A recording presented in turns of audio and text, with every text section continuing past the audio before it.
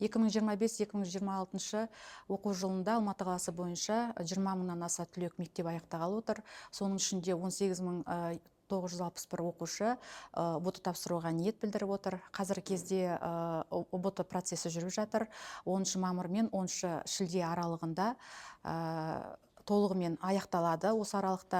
Бүгінгі таңда біз Алматы қаласы бойынша қаңтар, наурыз және мамыр айларындағы ұбт көрсеткішін салыстырмалы түрде айтатын болсақ, өсу динамикасы байқалады.